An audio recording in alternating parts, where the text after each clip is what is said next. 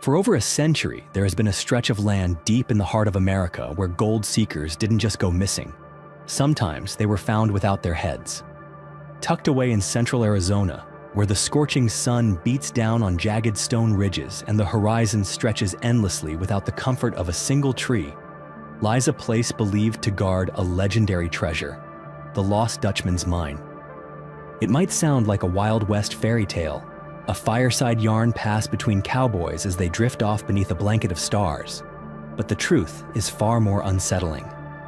Hundreds of people have ventured into those mountains, equipped with maps, canteens, and dreams of untold wealth, only to vanish without a trace.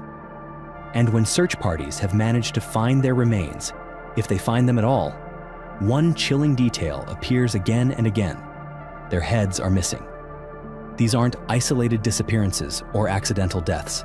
They form a pattern of strange endings, many spanning across decades, unfolding under circumstances that defy logic. If just a few cases had occurred, we might blame wild animals, tragic missteps, or the brutal desert climate. But the number has climbed into the hundreds, and the location remains the same: the Superstition Mountains, a name that sounds as if it were plucked straight from an ancient warning. Locals say that anyone who enters those mountains with greed in their heart and treasure on their mind is followed by something. And if you look closely at the history of this place, you might start to think that warning isn't so far-fetched. So fasten your seatbelt as we dive into today's mystery. But first, you'll have incredible luck if you like and subscribe before this video ends.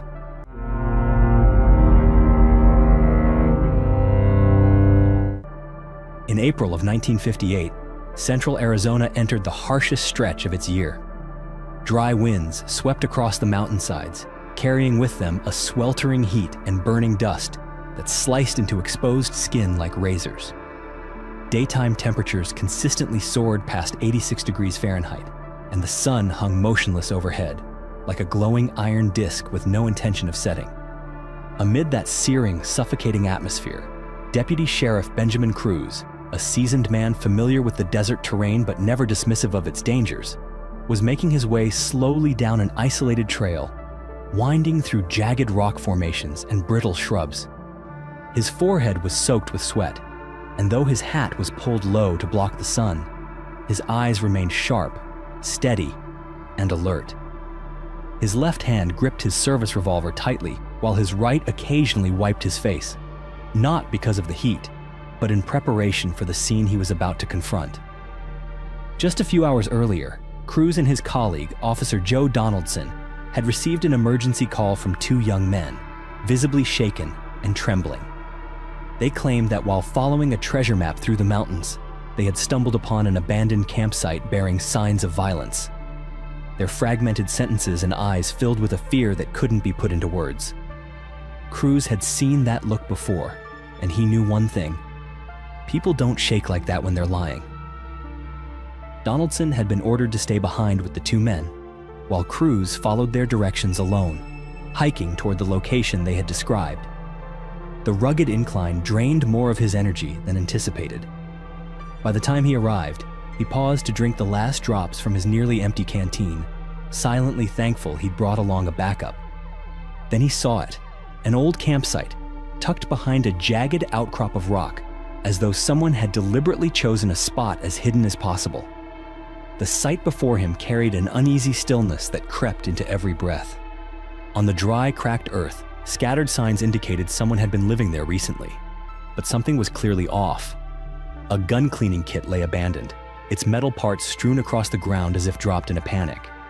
Strangely, there were no shell casings to be found, and the gun itself, the item that should have accompanied the kit, was nowhere in sight.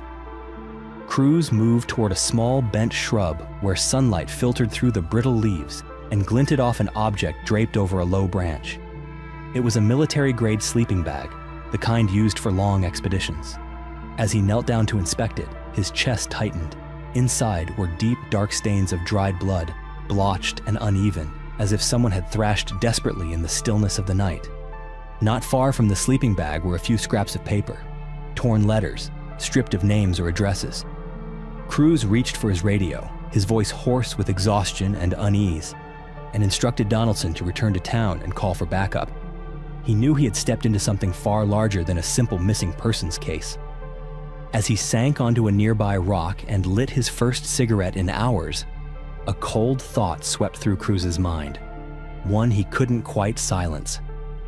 If we're lucky this time, maybe the victim's head is still there. Long before hand-drawn maps, gold-seeking expeditions, or newspaper headlines about headless corpses, the Superstition Mountains had already been hallowed ground in the collective memory of the Apache, a place no one dared tread lightly, not even for a single step. Lying just east of Phoenix, this mountain range is cloaked in jagged peaks as sharp as a predator's teeth, and deep, shadowed canyons where the wind howls through the rocks like the cries of restless spirits. For hundreds of years, the Apache believed that beneath the sun-scorched stone dwelled a vengeful thunder god, an ancient entity who lived within the earth itself, appeased only through absolute reverence, sacred offerings, and, at times, human blood. According to their legends, if the god were awakened, or if his domain were violated, his wrath would fall upon the land like fire, scorching the earth, withering trees, driving animals away, and causing people to vanish without a trace. But more terrifying still was the bottomless pit said to exist somewhere within the underground cave system, a gateway to the underworld, or more accurately, the Apache version of it, a place where souls were trapped forever, unable to pass on. To the native people, these mountains were not just sacred ground. They were a warning carved into bloodlines and passed down through generations. They kept their distance, refused to speak the mountain's name at night, and if someone happened to ask for directions to it, they would lower their heads in silence, or give a solemn look, as if staring at someone already fated to disappear. But to the Spanish who arrived in the 16th century, the Superstition Mountains were not sacred. They were a promised land. Whispers of an underground city of gold and untouched mineral veins lured Spanish expeditions to boldly cross Apache territory and enter the mountains. They came armed with faith, firearms, iron armor, and the Holy Cross. But what they did not bring was respect. History records that the first veins of gold were discovered within just weeks of searching. There was joy, elation, and then, just as quickly, there was silence. The soldiers tasked with extracting the gold began to disappear, only to reappear not with cheers, but as corpses. Their heads were missing, their bodies twisted, and their iron armor had done nothing to protect them from whatever force had torn them apart in the mountain's dark interior. The Apache hadn't ambushed them. There were no arrows, no flames, no footprints leading in or out. Only the terror etched into the faces of the survivors, and the headless dead strewn across the rocks like a grim message. This is not your gold. Eventually, the Spanish withdrew. They left with only a small portion of the treasure, and whispered tales of a curse in the stone. But like all legendary treasures, that temptation never truly dies. It only sleeps, waiting for the next one who dares to come looking, only to vanish just as those before them. Into the rock, into the shadows, or into the silence that never ends. After the last of the Spanish withdrew from the Superstition Mountains, leaving behind scattered bars of gold in the dust and a lingering fear etched into memory, the range seemed to fall back into silence. But that silence was merely a facade, a thin veil stretched over a haunting that had never truly slept. Those who came after, though clad in no armor and bearing no royal decree, still carried with them something far more dangerous, the belief that they could outwit a curse that had already claimed so many. In the mid-19th century, a name began to surface in mining records, the Peralta family. A powerful Spanish-Mexican lineage with influence stretching across Mexico, the Peraltas believed they had discovered a legendary gold vein within the Superstition Range, a mine so rich it could sustain generations. And according to scattered remnants of documentation, for a brief time, they actually managed to extract a substantial amount of gold from the mountains. But the Apache, having remained patient for too long, no longer stayed silent. In a sudden and brutal assault, the entire Peralta mining expedition, including both workers and armed guards, was massacred. Records suggest that not a single person survived. The Peralta name would go on to become the final emblem of ambition extinguished on sacred ground, and their deaths served as a temporary punctuation mark, reinforcing the message that this mountain range would tolerate no further trespass. Time passed. Maps were lost, the gold vein buried beneath stone and blood. But nearly 3 decades later, a man appeared in Phoenix, unconnected to any expedition, carrying no soldiers, fighting no one, and he carried with him a cloth bag heavy with raw gold. His name was Jacob Waltz. Waltz was a German immigrant who lived simply, spoke little, and had an unusual habit. He would regularly disappear alone into the Superstition Mountains for days at a time and return carrying gold. No one knew where he went. No one could follow him. And, most importantly, he never revealed the exact location of where he mined. Over the course of his life, Waltz sold roughly $250,000 worth of gold to the U.S. Mint, a staggering sum for the 19th century. Rumors spread quickly, and the mine he had hidden away came to be known as the Lost Dutchman's Mine, despite the ironic fact that Waltz was not Dutch at all. When Jacob Waltz died of pneumonia in 1891, he took that secret with him to the grave. It's said that in his final moments he muttered a few vague words about landmarks, rock formations, shadows from trees, or the shape of a distant ridge, but it was too little to piece together a coherent path. From that moment on, the treasure shifted from a location into a curse. Hundreds of people, miners, war veterans, scholars, and journalists alike, have tried to retrace the steps Waltz may have taken. But almost all of them, whether armed with modern equipment or crude hand-drawn maps, have ended in the same deafening silence. Some simply never returned. Others were discovered weeks, months, or even years later, in conditions that no rational explanation could erase the chill from. Headless corpses, crushed bones, bodies suspended between narrow cliffs, as if someone, or something, had left a message for whoever dared to follow. Legends, no matter how strange, often leave room for doubt. But when names begin appearing in headlines, when bodies are brought back in blood-soaked canvas bags, and when the same pattern repeats itself across generations, skepticism slowly gives way to fear. The first recorded death linked to the Lost Dutchman's Mine occurred in 1896. The victim was a man with an oddly distinctive name, Elisha Revis, an eccentric figure who had migrated from California and built a small wooden shack deep within the Superstition Mountains.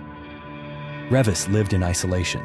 He didn't shave, he didn't cut his hair, and he wandered the canyons completely nude, carrying only 2 revolvers and firing at anyone who came too close. Even the local Apache, not easily intimidated, were said to avoid the territory around his camp. When his body was eventually discovered, it lay about 4 miles from his shelter, bruised and battered, but showing no signs of struggle. His head was no longer on his shoulders. Instead, it had been placed several feet away, resting atop a rock, as if watching its own body from a distance, with a chilling stillness. No one knew what had happened out there in the scorched ravines. The police found no leads. The file was closed quickly, but the legend was just beginning. In 1931, an amateur archaeologist named Adolf Ruth from Washington, D.C., announced that he had come into possession of an ancient map said to lead directly to the mine. He set out, fully equipped with supplies, firearms, and conviction. But as winter neared, Adolf still hadn't returned. His family grew concerned and hired a professional search party.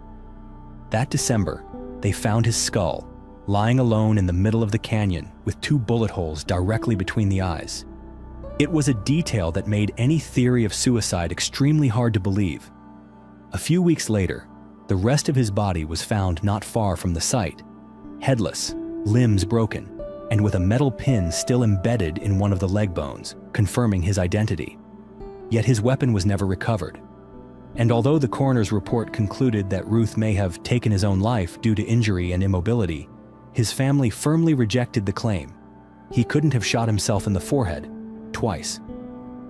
In 1947, another man named James Cavey chartered a helicopter to reach an inaccessible area within the LaBarge Canyon. He set up a temporary camp with enough supplies for 2 weeks.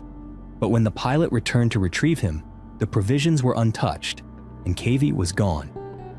Months later, a group of hikers stumbled upon his body, wrapped tightly in a military blanket, suspended from a cliff face by a rope.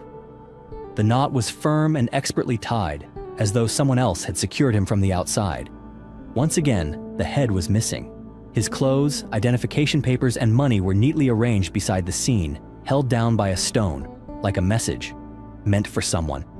In 2009, yet another disappearance drew the attention of the press. Jesse Kappen, a 35-year-old man from Colorado, had spent years researching the legend of the lost Dutchman's mine, making several solo trips into the Superstition Range. On what would be his final journey, he left behind his car, wallet, and phone near a remote trail, and vanished without a trace. 3 years later, Jesse's remains were found wedged deep within a narrow crevice, a place unreachable from above, and with no visible access from below. No one could explain how his body had ended up there. There was no blood, no tracks, no drag marks, only silence. Once again, no explanation made sense. And these are only a few of the better-known names in a list that now stretches into the hundreds. Most of them missing, their bodies incomplete, and always far removed from any sign of ordinary human contact. The Superstition Mountains, it seems, don't merely swallow those who seek its treasure. It returns them, in part, like a ritual of punishment, or a sign that someone or something is still guarding what lies within. In recent decades, as the digital age gradually pushed ancient legends to the fringes, many have tried to explain the disappearances in the Superstition Mountains through more familiar causes: treacherous terrain, brutal weather, wild animals, or simply human greed without limits. And while these theories hold a certain logic, none of them can explain one thing: the accounts of what witnesses have seen, or not seen, yet still appeared in photographs, in memory, and in that unshakable chill that creeps in when night falls over the silent desert. It was a sweltering afternoon in mid-July when Nathaniel and a group of friends set out on a hike through the Superstition Wilderness Preserve. During their trek, they stumbled upon the wreckage of a crashed airplane, the remains of a tragic accident from 2011, in which all 6 people on board had died. They took a break, drank water, snacked, and like many visitors, Nathaniel pulled out his phone to take a few photos, one of which showed the group standing with their backs to the camera, posing in front of the wreckage. A week later, while casually showing the photos to his mother back home, she suddenly grabbed his arm and pointed to something he hadn't noticed. Behind the group, about 50 feet away, was the image of a man dressed in white, staring directly into the camera. Nathaniel insisted that no one else had been there that day. There was only one trail leading to the crash site. No one could have approached from another direction without being seen. In fact, the group had reviewed their photos immediately after taking them. So then, who was that? Zooming in only made the image more disturbing. The man's face lacked clear detail. His skin appeared unnaturally dark, either severely sunburned or badly scorched. His eyes were hollow, like deep pits, reflecting no light, and in one hand he held something, what looked like a faintly glowing lantern. Nathaniel recalled clearly, the sun that day was blisteringly bright. So where had that glow come from? It wasn't the first time visitors had reported a tall, gaunt figure wandering the desert at night, carrying a lantern, moving in absolute silence as if searching for something buried. Locals had begun referring to the apparition as the Lantern Man. And while no one knows what it truly is, his story has resurfaced again and again for decades, told in fragmented accounts by residents, park rangers, and even paranormal researchers who had camped in the region. And it wasn't just shadowy figures. Reports of strange lights have also emerged, glowing orbs hovering silently in the sky, only to descend behind the cliffs and vanish without a trace. Some claim they're meteors, others suspect classified military aircraft. But a few accounts suggest something entirely different. These lights made sounds, whispers, breath-like exhalations, or songs, sung in a language that wasn't human. One group of college students on a field research trip in the early 1990s even swore that at midnight, their entire party woke up at the same moment, startled by the sound of rocks being struck together, 3 knocks at a time, rhythmic, steady, and coming from directly beneath their feet, as if someone, or something, was tapping from inside the earth. A larger question has begun to take shape. Could it be that the Superstition Mountains are not merely hiding treasure, but guarding something far older, far deeper, and far more dangerous than anything humanity has ever dared to imagine. Looking back at the long list of strange deaths within the Superstition Mountains, one truth becomes harder to ignore. Something is guarding a secret in those rocks, and it does not belong to the world we understand. But perhaps even more unsettling is this: superstition is not the only place. Far to the north of the continent, where snow blankets the land year-round and glaciers cut through the earth like fractures in human memory, lies a region whose very name sends a chill through the spine: the Headless Valley. The name is not metaphorical. It is the grim result of a long, unbroken chain of decapitated bodies found in that place, a pattern that has stretched across nearly a century. Located deep within Nahanni National Park in Canada's Northwest Territories, this valley was once the sacred homeland of the Dean people, an indigenous group with ancient traditions and a deep bond with the natural world. For centuries, they lived in harmony with the forests and rivers, viewing the surrounding peaks as holy. But when Europeans surged into North America with dreams of gold, the balance was broken, and things best left untouched began to stir. In 1908, two brothers, Frank and Willie McLeod, gold prospectors from Alberta, ventured deep into the valley, drawn by rumors of untapped veins of treasure. Then they vanished. Nearly 2 years later, their headless corpses were discovered beneath a layer of rotting leaves and snow, just a few hundred yards from the Virginia River. Their skulls, like so many victims who followed, were never found. 10 years later, a man named Martin Jorgensen built a small cabin in the valley to begin mining. One winter night, flames erupted, the structure was consumed, and Jorgensen's charred, headless body was found in the ashes. No one knew what had started the fire. No one could explain the missing head. The Dean, who had lived with the valley for generations, were not surprised. According to their oral history, this land was once ruled by a race known as the Naha, ghost warriors, masked and terrible, who would emerge from the forest at night to claim the heads of intruders as trophies. To the Dean, Nahanni was never a destination. It was a warning, a place where restless spirits still roam and where living souls are not welcome. Beyond the bodies, travelers to Nahanni have reported encounters that are just as chilling. Strange voices carried on the wind, bizarre lights flashing across the sky like the universe blinking, and entire campsites abandoned. Meals still warm, but not a soul in sight. Some official reports even describe bodies found frozen beside still burning fires, as if they died of cold while in the very act of keeping warm. It's something no known science can explain. Much like the Apache of the American Southwest, the Dean believe their homeland sits at the boundary between our world and something else. A thin place. A place where reality itself might fracture. And whatever exists beyond that fracture doesn't need light or language to make people vanish without a trace. You might call it superstition, or hallucination, madness, or the mental strain of extreme isolation. But when dozens, even hundreds, of deaths unfold in the same brutal way, across lands separated by thousands of miles, yet joined by a single common thread, the silence where a head should be, then perhaps it's time to consider that something is happening, something logic has yet to grasp. In any mystery that spans centuries, people inevitably try to build theories. Some turn to science, others lean toward the spiritual. And then there are those who, after staring at the long trail of headless corpses, lost maps, and silent stares frozen in old photographs, are forced to wonder, could something larger than everything we know be happening, right beneath our feet? The Apache have long believed that the Superstition Mountains conceal a gateway to hell, a hellmouth that leads straight into endless darkness, where lost souls are imprisoned, where nameless entities dwell, and where something older than human history itself sits silently beneath the bedrock, listening to every footstep above. This isn't a belief held only by the Apache.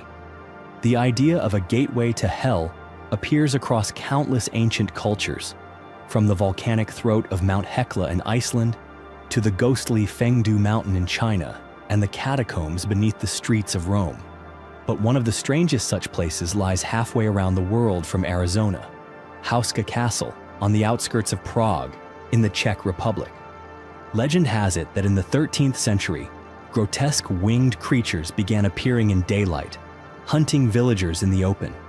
A group of knights was dispatched to investigate, and what they discovered was a massive gash in the earth, so deep that no one could see its bottom. From it rose a stench, hissing sounds, and a darkness that seemed alive. Hauska Castle was built directly over that hole, but with a strange design. Every wall, battlement, and arrow slit pointed inward, as if meant to keep something in, not out. There was no kitchen, no barracks, no well. It was never meant to be lived in. It was meant to seal something away. Sounds like medieval folklore? Perhaps. But back in Arizona, where the sun scorches the land and modern cameras capture people no one remembers seeing, the parallels are becoming harder to ignore. Some paranormal researchers, after reviewing dozens of cases, have put forth a theory both extreme and difficult to dismiss entirely, that there is a group, or something not entirely human, that has been guarding the lost Dutchman's mind for centuries. In 1945, a treasure hunter named Barry Storm publicly claimed that he had been stalked by a hidden sniper for 3 days while roaming the Superstition Range. The mysterious figure, whom Storm referred to only as Mr. X, never revealed his face, but his bullets always came whenever Storm approached the most promising coordinates. Storm suspected that Mr. X was the one who had killed Adolf Ruth, the man shot twice in the forehead in 1931. But if that's true, a troubling question arises. Can one individual operate across so many decades without ever being caught? Some believe Mr. X wasn't a man at all, but a successor. A member of a secretive organization tasked with protecting the mine at all costs. A hidden order, perhaps descended from the Apache, or something even older, which sees the treasure as sacred and never meant to be disturbed. Others speculate that the gold doesn't exist anymore, or never did. That the mine was simply the perfect cover for something far more terrifying, a magnetic anomaly, an entry point into another dimension, or a fault line between realities, where time, light, and life itself do not behave as we know them. Of course, there are simpler explanations, that all of this is the result of accidents, isolated crimes, harsh environmental conditions, and media-fueled exaggerations. But as the saying goes, coincidence doesn't kill that many people. In the same way, in the same place, over hundreds of years, something is operating in silence. Maybe it's a creature. Maybe it's a person. Maybe it's a collective spirit, born from ambition, betrayal, and curses that were never broken. As the sun sinks behind jagged ridgelines and pillars of desert sand swirling with red dust, the Superstition Mountains return to their natural state of silence. Not the peaceful kind, but the kind that feels like a quiet warning. And if there is anything that truly sets this place apart, it's not just the legends, not just the treasure, not even the number of bodies found over the years, but the fact that none of it has ever been fully explained.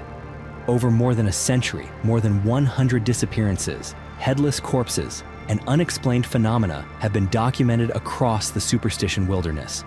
And though journalists, investigators, spiritualists, and modern theorists have all attempted to offer explanations, the unanswered questions remain. Some believe it's all just a series of accidents, that those who died simply underestimated nature, or were misled by a fake map and a dream that was never real.